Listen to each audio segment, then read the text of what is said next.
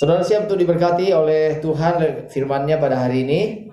Amin ya. Mari saya ingin mengajak kita membaca satu bagian firman Tuhan dalam Mazmur pasal 8. Saudara, kita akan baca dari ayat 4. Dari ayat 4 kita akan baca bergantian. Dari ayat 4 saudara. Dari ayat 4 kalau saudara menggunakan Android, maka saudara di ayat 3 lalu dalam kurung ditulis 8 ayat 4. Nah, itu ayat 4 itu saudara ya. Ayat 4 sampai dengan yang ke-10. Ayat yang ke-10 ya. Baiklah saudara, saya akan bacakan buat kita semuanya. Kemudian nanti ayat 10 kita akan baca bersama-sama. Demikian bunyi firman Tuhan di dalam ayat 4. Jika aku melihat langitmu, buatan jarimu, bulan dan bintang-bintang yang kau tempatkan, apakah manusia sehingga engkau mengingatnya? Apakah anak manusia sehingga engkau mengindahkannya? Namun engkau telah membuatnya hampir sama seperti Allah dan telah memahkotainya dengan kemuliaan dan hormat. Engkau membuat dia berkuasa atas buatan tanganmu. Segala-galanya telah kau letakkan di bawah kakinya. Kambing domba dan lembu sapi sekalian, juga binatang-binatang di padang, burung-burung di udara dan ikan-ikan di laut, dan apa yang melintasi arus lautan. Ayat 10 kita baca bersama-sama. Ya Tuhan, Tuhan kami, betapa mulianya namamu di seluruh bumi. Amin saudara. Saudara, kalau kita melihat di sini ayat 4 dan 5, pemazmur mengatakan, jika aku melihat ke langit dan memperhatikan bulan dan bintang, maka pemazmur mengatakan dia melihat dirinya itu begitu kecil sekali saudara, dibandingkan dengan bulan, bintang-bintang. Saudara, mungkin saya berikan gambaran sedikit saudara. Kalau saudara merasa diri saudara sesuatu, someone, maka saya ingin sampaikan saudara bahwa di Indonesia saudara hanya satu dari kira-kira 285 juta. Penduduk Indonesia sekarang 285 juta. Jadi di Indonesia saudara satu di antara 285 juta orang. Kalau kita buat langsung yang lebih luas lagi, di seluruh dunia ini saudara satu di antara 8,2 miliar manusia. Kecil sekali. Di Indonesia saja rasanya udah kecil. Satu dari 285 juta. Di dunia, saudara, satu di antara 8,2 miliar penduduk dunia. Saudara, itu baru di bumi ini saja, saudara.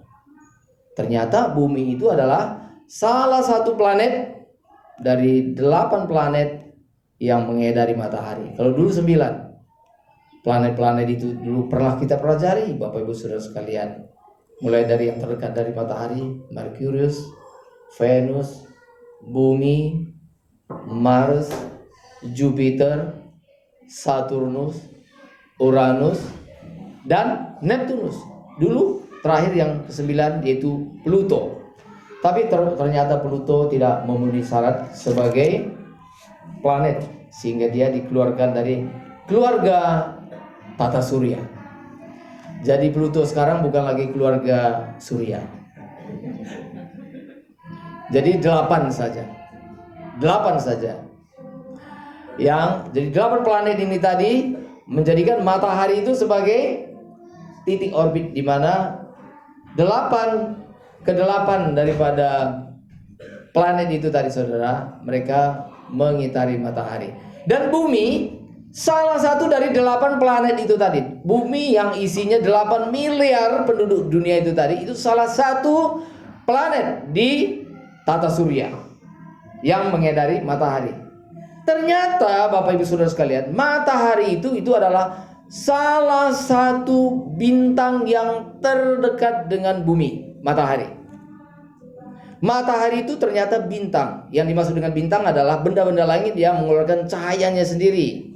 Itu matahari mengeluarkan cahayanya sendiri. Bumi nggak mengeluarkan cahayanya sendiri. Bulan juga tidak mengeluarkan cahaya sendiri. Kita melihat bulan itu bersinar karena itu dipantulkan dari matahari. Matahari menyinari bulan, lalu sinar yang diterima oleh bulan itu tadi direfleksikan, dipantulkan ke bumi ini, sehingga kita melihat bulan bercahaya. Saudara, ternyata matahari itu adalah salah satu dari bintang yang terdekat di bumi ini.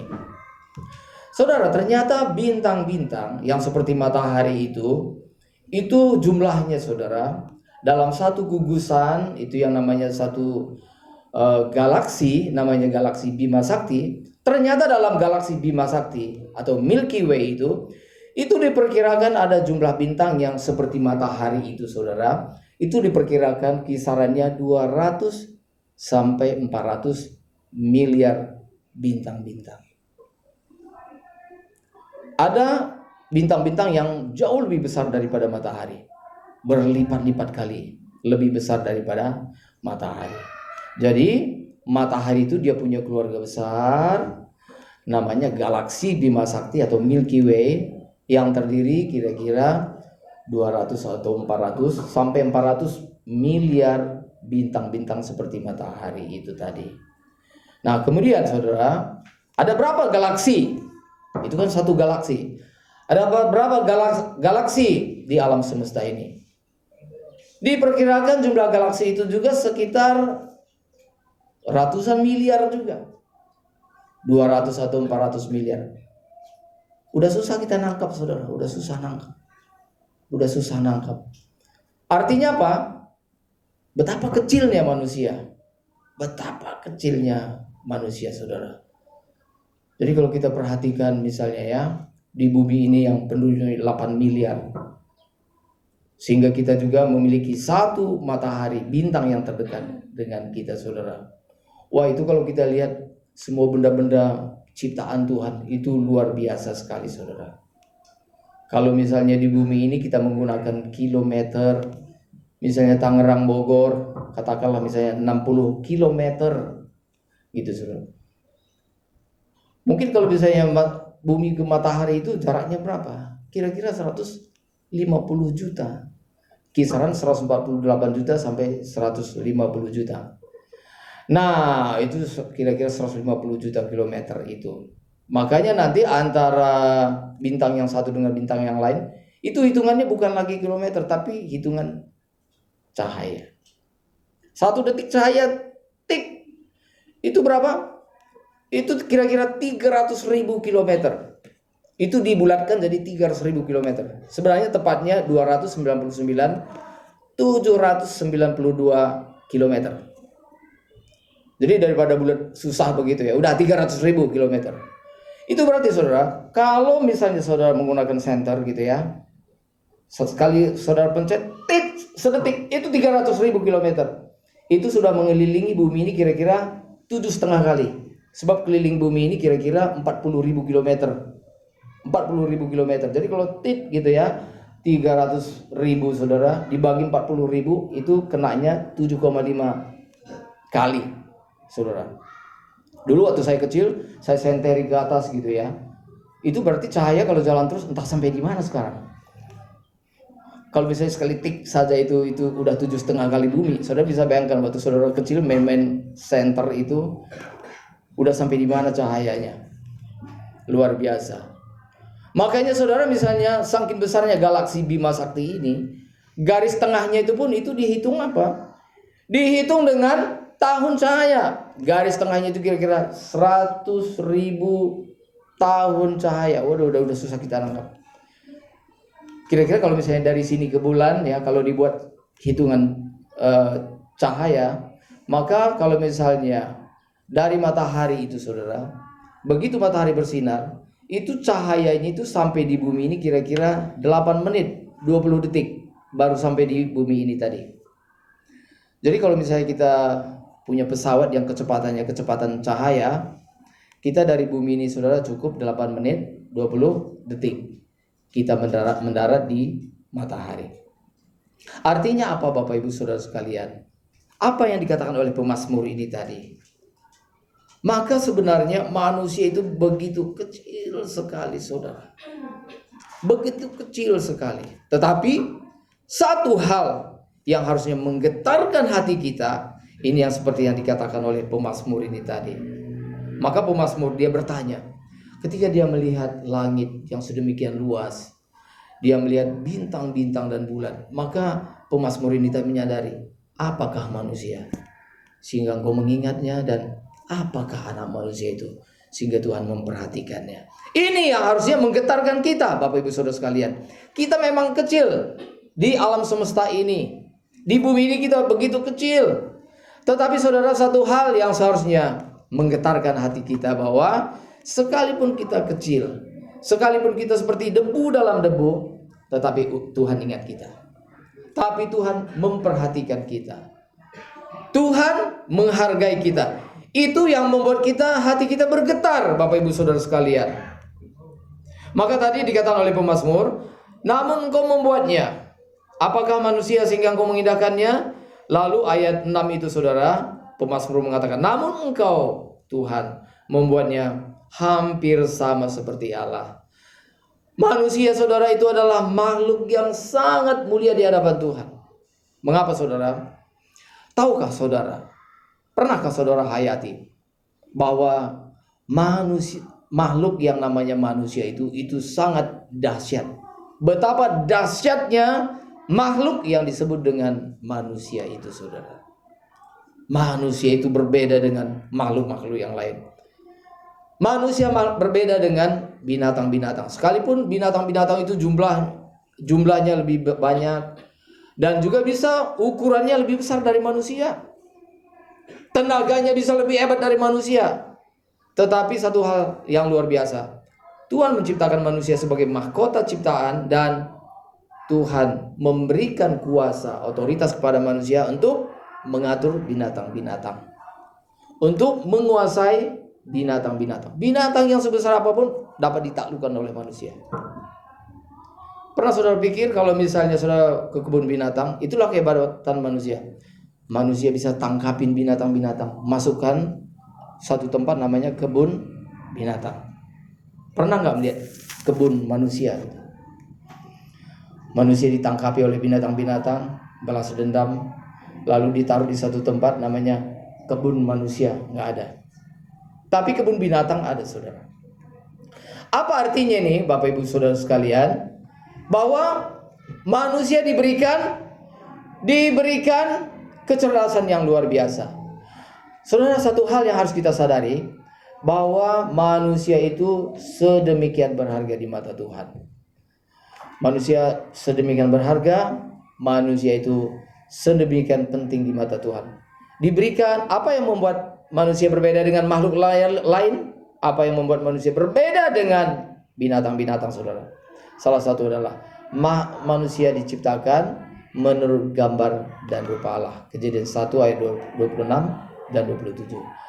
Manusia mirip dengan Tuhan Allah menurut gambar dan rupa Allah. Gambar itu artinya bahwa komponen yang ada dalam Tuhan Allah, yaitu hikmat, kecerdasan, kemahatauan, kemudian juga saudara moralitas, kekekalan, dan sebagainya.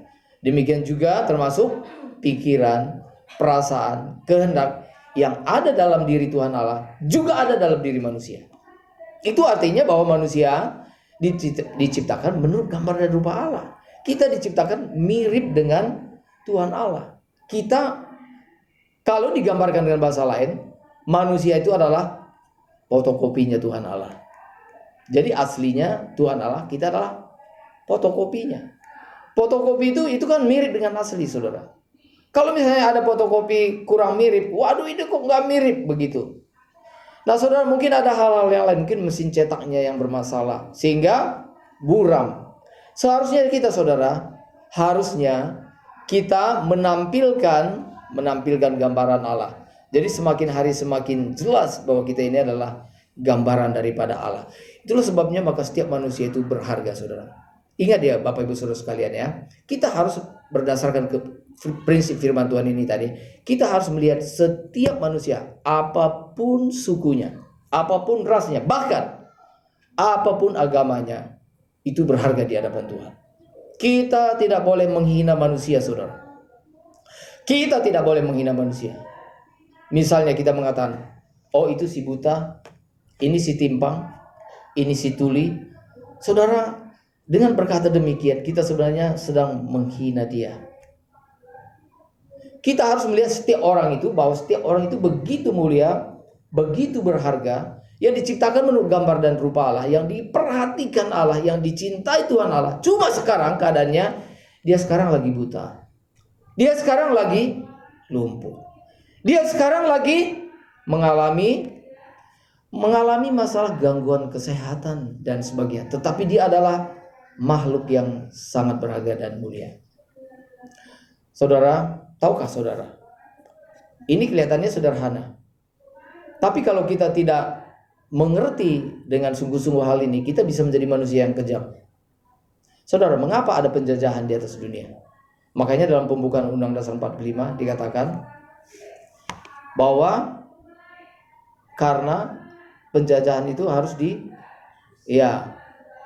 penjajahan itu harus dihapuskan karena tidak sesuai dengan peri kemanusiaan dan peri keadilan. Mengapa ada bangsa lain menjajah bangsa lain? Karena bangsa itu merasa dirinya superior. Dia menganggap bahwa martabat bangsanya itu lebih besar daripada bangsa yang dijajah. Dan dia menghina bangsa yang dijajah. Itu kekejaman di hadapan Tuhan. Itu kekejaman di hadapan Tuhan, saudara yang dikasihi oleh Tuhan. Maka tidak boleh. Demikian juga misalnya satu ras menghina ras yang lain. Satu suku menghina suku yang lain. Itu tidak boleh, saudara. Tidak boleh.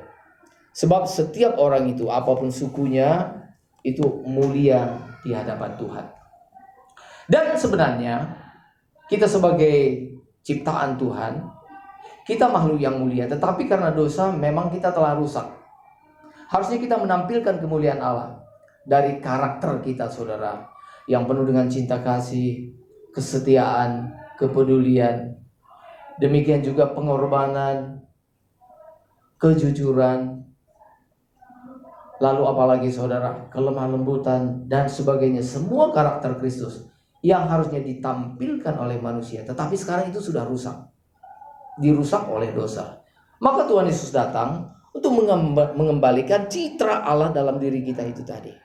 Supaya kita dibangun kembali. Supaya kita dibentuk menjadi manusia yang seturut dengan kehendak Allah. Maka dalam hal ini kita perhatikan. Maka dari segala suku dan segala bangsa, ada orang-orang yang memenuhi panggilan Allah ini tadi. Saudara, kalau saya bertanya pada saudara, saudara tahu suku apa yang paling baik di Indonesia? Maka saya mengatakan tidak ada suku yang terbaik. Semua telah berbuat dosa dan kehilangan kemuliaan Allah. Tetapi saudara, dari setiap suku atau etnis ini tadi, Tuhan memanggil orang-orang kudusnya yang bersedia diperbaiki oleh Allah. Maka kita melihat dari setiap suku, kalau dia memenuhi panggilan Tuhan, maka hidupnya sungguh-sungguh berubah. Orang Papua yang kelihatan gayanya keras, tetapi kalau hatinya udah diubahkan oleh Tuhan menjadi lembut. Orang Jawa kalau hatinya diperbarui oleh Tuhan menjadi pribadi yang sangat indah di hadapan Tuhan. Orang Tionghoa kalau hidupnya diperbarui oleh Tuhan menjadi indah di hadapan Tuhan. Orang Batak kalau hidupnya sudah diperbarui oleh Tuhan menjadi indah di hadapan Tuhan. Dan saya memperhatikan saudara, dari setiap suku itu, kalau mereka hidup bersekutu dengan Tuhan, maka karakternya kurang lebih sama.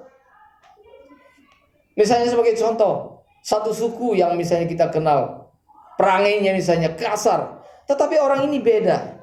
Dia menjadi lemah lembut, berbicara sungguh-sungguh, menghargai setiap orang.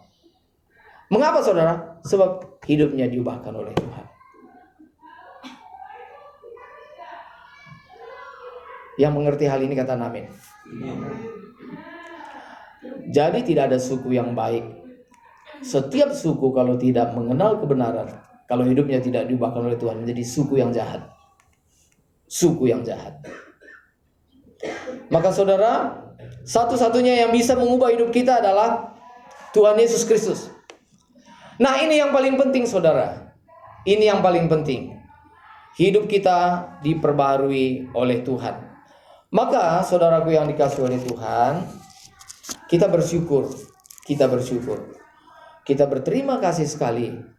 Sebab di dalam Tuhan saudara, Tuhan tidak membeda-bedakan suku ini, bangsa ini, dan sebagainya. Semua yang percaya Tuhan menjadi satu keluarga besar, namanya keluarga kerajaan Allah. Kalau saudara masih lebih menganggap, kalau saudara memperhatikan seseorang dan saudara melayani dia berdasarkan kesukuan, sebenarnya saudara masih kelas duniawi, kelas berat. Nah, ini perhatikan kalimat ini. Kalau saudara menghargai seseorang karena dia satu suku dengan saudara, saudara masih kelas duniawi, kelas berat. Saudara paham yang saya maksud ini nggak sih? Amin. Kalau saudara bisa menghargai setiap orang karena dia ciptaan Tuhan, baru saudara bisa memahami apa artinya bahwa manusia dicipta menurut gambar dan rupa Allah. Terlebih ada kelebihannya. Terlebih seseorang yang telah ditebus oleh darah Tuhan Yesus, seseorang yang telah percaya kepada Tuhan Yesus, kita harus menerima dia sebagaimana Tuhan menerima orang itu. Kita mengasihi setiap jiwa sebagaimana Tuhan mengasihi jiwa-jiwa tersebut. Nah, ini saudara, ini penting sekali. Karena itu, selama kita hidup di bumi ini, saya ingin menyampaikan satu hal saudara. Coba renungkan. Kita hidup 70-80 tahun. Pernah nggak saudara renungkan? Apa sih yang seharusnya mutlak kita raih? Harus kita raih.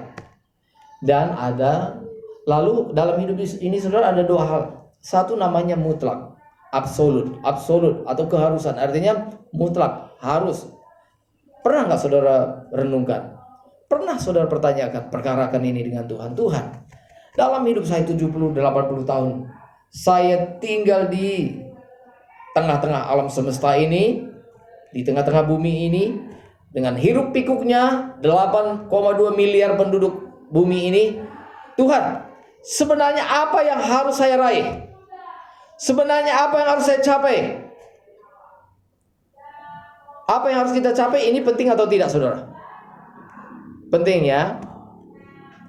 Nah, lalu ada yang bersifat relatif. Jadi kalau yang satu itu mutlak, itu namanya harus. Tapi yang kedua itu bersifat relatif. Bisa kita raih, bisa juga tidak. Celakanya adalah kita tidak tahu mana yang mutlak. Kita tidak bisa membedakan mana mutlak dan mana yang relatif. Kita tidak membedakan. Kalau kita tidak bisa membedakan mana yang harus saya raih dan mana yang tidak terlalu penting harus saya raih. Saudara, ini penting sekali saudara. Apa sih yang harus kita raih? Kalau saudara bertanya kepada orang-orang dunia, mereka punya sesuatu yang bagi mereka mutlak. Misalnya, kalau misalnya mereka memiliki rumah sendiri, misalnya seperti itu, punya kendaraan, itu mutlak bagi mereka. Lalu punya duit yang banyak, itu mutlak bagi mereka.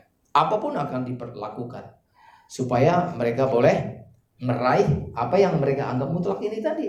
Rumah yang bagus, kendaraan yang bagus, kedudukan yang penting, jabatan yang baik, kemudian juga gelar yang dianggap terhormat di tengah masyarakat. Mereka akan perjuangkan apapun juga karena mereka menganggap bahwa itu adalah mutlak. Nah, saudara yang dikasihi oleh Tuhan, kalau gitu, apa yang mutlak dan apa yang tidak mutlak ini tadi saudara? Yang harus kita tanyakan adalah Tuhan. Apa sih yang mutlak harus kita raih? Dan untuk itu kita berjuang. Untuk itu kita mati-matian bekerja. Dan kita mengatakan begini, Tuhan, sebelum aku meraih hal ini, jangan biarkan aku menutup mata aku untuk selama-lamanya Tuhan. Sebelum aku meraih hal ini tadi.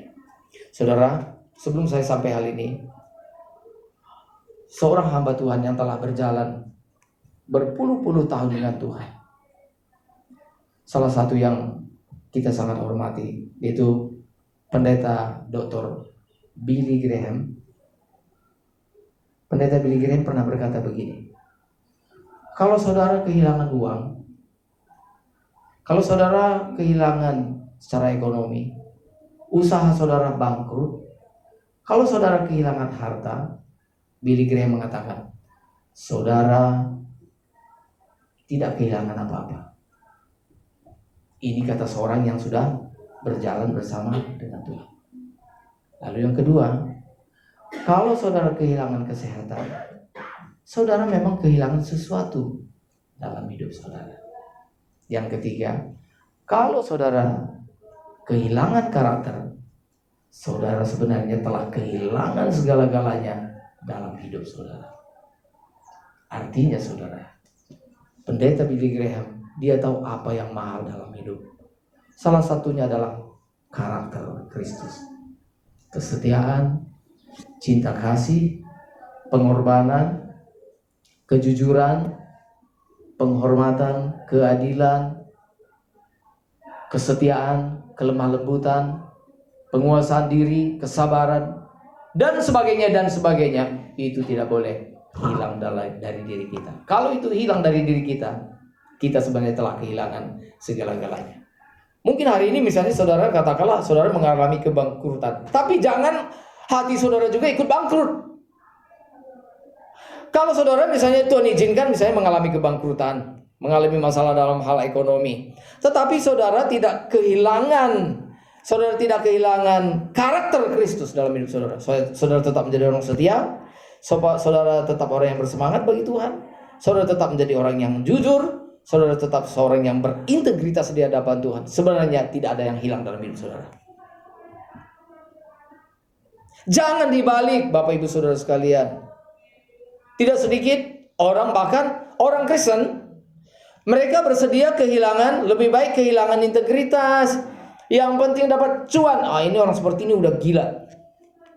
Orang seperti ini dia tidak tahu apa yang harusnya diraih dan apa yang tidak boleh hilang dan apa yang boleh hilang.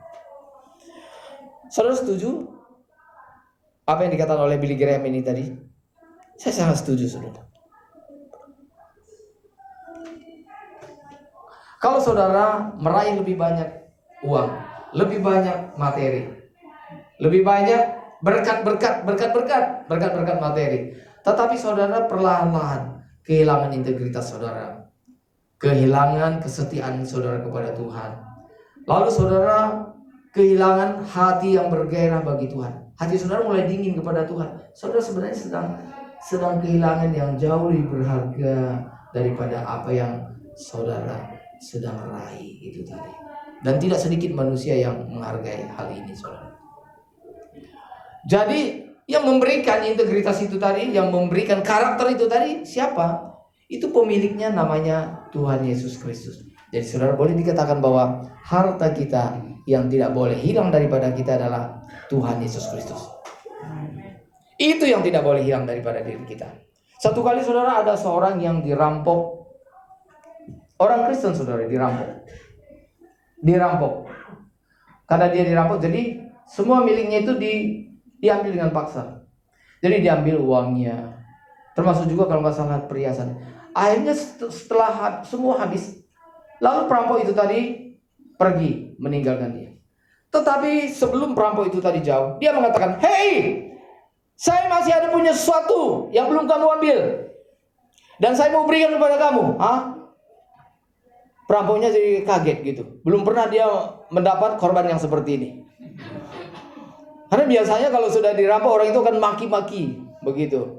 Dikutuk orang ini, semua mati, gua doain biar sabar geledek lu dan sebagainya begitu ya. Tapi orang ini tadi dengan terus mengatakan, masih ada sesuatu dalam diri saya lebih berharga dari yang telah kamu ambil. Apa? Saya punya Yesus, saya punya Tuhan Yesus, saya punya Juru Selamat, dan kamu belum memilikinya. Dan kalau kamu mau ambil, saya juga akan bagikan kepada kamu. Saudara, itu contoh orang Kristen yang tahu bahwa kalau uang diambil, harta diambil, dia tidak kehilangan sukacita karena dia memiliki Tuhan Yesus, harta yang sesungguhnya.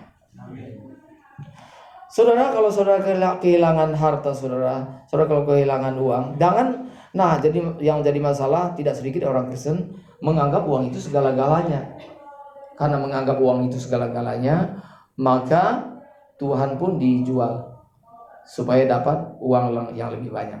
Saudara, hati-hati dengan hal ini. Hati-hati dengan hal ini. Jangan saudara pikir bahwa kalau saudara uangnya banyak baru saudara berharga. Di hadapan Tuhan tidak. Bagi Tuhan yang paling penting adalah apakah saudara tetap setia di hadapan Tuhan, bergairah bagi Tuhan, bersemangat bagi Tuhan, saudara tetap memiliki integritas, saudara tetap memiliki kejujuran, dan saudara tetap menjadikan Tuhan segala-galanya. Itulah harta yang sesungguhnya. Dan itu jangan dicuri oleh iblis, saudara. Itulah harta kita yang sesungguhnya, saudara yang dikasihi oleh Tuhan. Kalau saudara menganggap bahwa uang itu segala-galanya, saudara akan menjadi orang yang aneh. Saudara yang menjadi orang aneh. Mari kita perlu belajar. Kita perlu belajar dari kitab suci. Kita perlu juga belajar dari hamba-hamba Tuhan yang telah berjalan bersama dengan Allah. Mereka mengambil kesimpulan bahwa kalau kehilangan uang itu sebenarnya saudara tidak kehilangan apa-apa. Kalau saudara kehilangan kesehatan, itu berarti saudara kehilangan sesuatu. Artinya bukan segala-galanya juga. Tetapi kalau saudara kehilangan karakter, saudara kehilangan Tuhan Yesus, saudara itu baru namanya kehilangan yang sebenar-benarnya. Hari ini saya bertanya kepada saudara, saudara masih memiliki Tuhan Yesus? Halo, saudara masih memiliki Tuhan Yesus? Berarti saudara memiliki segala-galanya. Beri kemuliaan bagi Tuhan. Saudara, kalau saudara mengakui bahwa saudara memiliki Tuhan Yesus, itulah harta kita yang tidak mungkin meninggalkan kita, tidak mungkin melepaskan kita. Karena itu saudara, sebab tangan Tuhan akan terus menggenggam kita erat.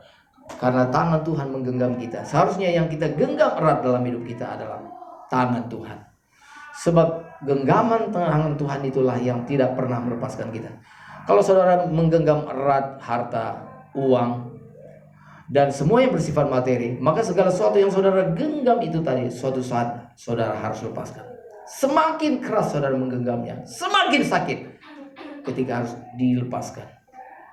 Tapi tidak sedikit orang, saudara, mereka menggenggam apa yang seharusnya tidak perlu digenggam terlalu keras. Kalau begitu, gimana cara kita genggam harta? Saya mau beritahu begini, genggam uang, genggam seperlunya saja. Jangan terlalu digenggam erat, tapi genggamlah Tuhan seerat mungkin.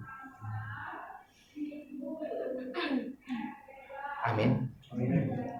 Saya merasakan saudara, sebagian apa yang saya katakan ini, sebagian sungguh-sungguh mengaminkan dari hati saudara yang paling dalam. Tetapi ada juga memang apaan sih gitu ya. Enggak apa-apa, saya akan sampaikan terus. Maka yang perlu kita genggam erat adalah tangan Tuhan. Itu yang akan membawa kita kepada kehidupan yang kekal. Saudara pernah membaca kisah petani yang ada di Afrika, saudara? Bagaimana petani itu menangkap kera-kera yang merusak tanaman mereka. Kalau misalnya mereka menanam jagung atau menanam tanaman-tanaman, itu suka dimakan oleh kera.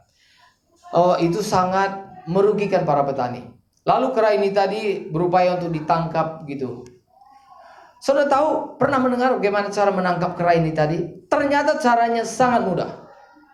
Sangat mudah, yaitu petani itu tadi, dia cukup menyiapkan satu toples yang biasa isinya kacang gitu ya. Pernah lihat toples itu ya? Lalu mereka mencari toples itu yang mulutnya agak kecil, kira-kira muat tangan kera itu tadi. Kalau misalnya tangan saya udah muat, apalagi tangan kera itu lebih muat lagi. Gitu ya. Karena tangan saya lebih besar daripada kera. Nah, mungkin mereka setting supaya toples itu tadi badannya besar, tapi mulutnya dibuat kecil. Itu kira-kira cukup tangan kera saja yang masuk. Lalu apa yang dilakukan oleh petani tadi? Maka di dalam toples itu tadi, itu dimasukkan makanan kesukaan kera, yaitu kacang.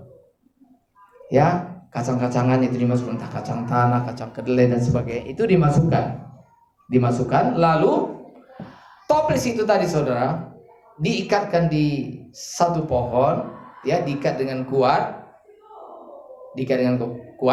lalu ditaruh mungkin di dahan-dahan pohon, ditaruh di tempat yang memang terlihat oleh kera itu tadi. Saudara, apa yang menarik dari sini, saudara? Ternyata kera itu begini, saudara. Kera itu kalau dia sudah memasukkan tangannya ke dalam toples, kalau tangannya kosong, maka dia bisa memasukkan tangannya. Tetapi ketika dia menggenggam kacang itu tadi, makanan itu tadi, maka tangannya menjadi besar. Kalau dia menggenggam kacang itu tadi, maka tangannya tidak akan muat melalui mulut toples itu tadi.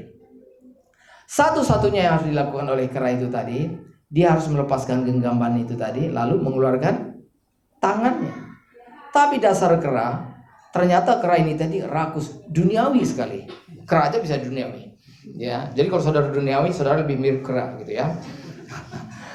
Jadi kera ini tadi sangat duniawi sekali. Kera ini duniawinya begini. Kalau dia sudah memasukkan tangannya ke toples, lalu dia menggenggam sebanyak mungkin kacang yang dia sukai, tetapi tangannya nggak bisa keluar. Harusnya logikanya kan begini, kalau nggak bisa ya dikurangi sedikit, ya atau ambil dulu baru ini kan, ya namanya juga kera nggak sekolah juga ya kan, ya, ya harusnya kan ada akal kayak sedikit, ambil sedikit-sedikit. Ini enggak, dia mau langsung genggam sekaligus.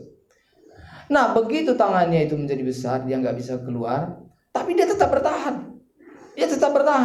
Satu butir kacang pun dia nggak mau kurangi.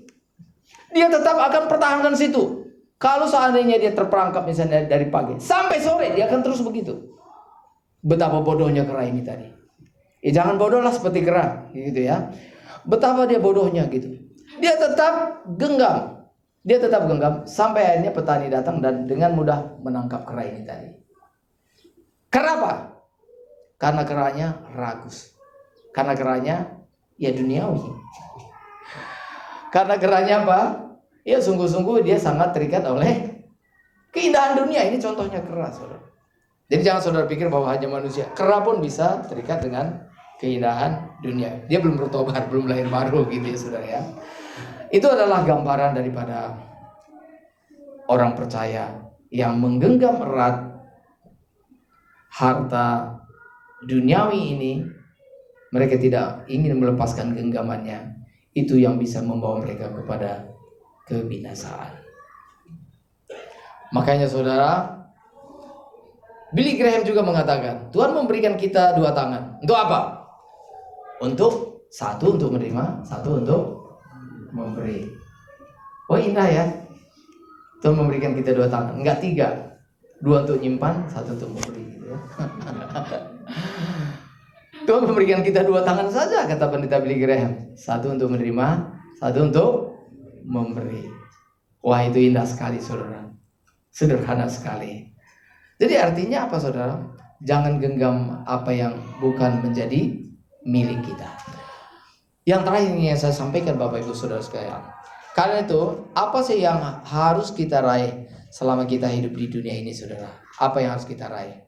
Yang harus kita raih satu hal saudara, yaitu ini yang tidak boleh kita biarkan. Kita jangan bersedia menutup mata di hadapan Tuhan sebelum kita meraihnya. Yaitu apa saudara? Hidup berkenan di hadapan Tuhan. Hidup menyukakan hati Tuhan. Nah saudara, ini harus menjadi pertaruhan seluruh hidup kita. Harus menjadi pertaruhan seluruh hidup kita. Kalau saudara ternyata belum punya rumah, gak menjadi masalah. Kalau saudara belum punya rumah, saudara sebenarnya bukanlah orang yang miskin, saudara. Tetapi kalau saudara memiliki Tuhan, sebenarnya saudara memiliki segala-galanya. Tanamkan ini dalam hati saudara. Seharusnya saudara, harta kita yang sesungguhnya adalah Tuhan Yesus Kristus. Coba perhatikan saudara. Saudara kalau perhatikan, kalau misalnya lihat kesaksian-kesaksian, bagaimana orang yang tadinya bukan Kristen dan mereka menjadi Kristen, mereka penuh sukacita. Padahal untuk menjadi Kristen itu tantangan mereka hebat. Mungkin keluarga mengatakan, kamu kalau jadi Kristen keluar dari rumah. Mereka diusir dari rumah, bersedia. Saya ingat dulu saudara, salah satu kesaksian dari hambanya almarhum Pendeta Yusuf Rodi. Pernah diusir dari rumah. Bahkan pakaiannya pun diambil. Orang tuanya bilang, itu pakaian yang kamu ambil juga, itu bukan milik kamu, ambil. Saudara, dia keluar nggak punya baju dari rumah. Tetapi pendeta Yusuf Roni, waktu itu dia belum pendeta, dia bilang kepada ayahnya, dia bilang, kalau begitu boleh nggak? Waktu itu ada taplak meja gitu, boleh nggak kalau begitu taplak meja ini saya minta supaya saya keluar ya jangan telanjang, supaya bisa menutup badan. Dia keluar pakai taplak meja itu. Tapi apakah dia berhenti jadi orang Kristen? Ya kalau begitu susah banget jadi orang Kristen. Udah nggak usah jadi Kristen. Enggak saudara. Dia tetap jadi Kristen. Dan saudara, contoh seperti ini contohnya banyak sekali. Banyak orang yang menjadi Kristen, tantangannya nggak seperti saudara dan saya. Kita kan rata-rata kan dari kecil udah sekolah minggu. Bahkan ada orang yang ketika lahir pun pusarnya dipotong dengan Injil Yohanes. Dari kecil waktu lahir potong tali pusar nih, Injil Yohanes 3:16 gitu, dipotong dengan Injil Yohanes. Tapi tidak sedikit juga orang waktu kecil memang mereka didikannya udah berbeda, dan sesudah besar mereka bergumul. Sebenarnya siapa sih Tuhan yang hidup? Mereka mencari kebenaran, mereka sembahyang dan sebagainya. Dan sudah tidak sedikit yang didatangi oleh Tuhan Yesus dalam doa mereka. Dan Tuhan Yesus memperkenalkan diri, akulah Yesus juru selamat saudara. Dan tidak sedikit orang seperti ini.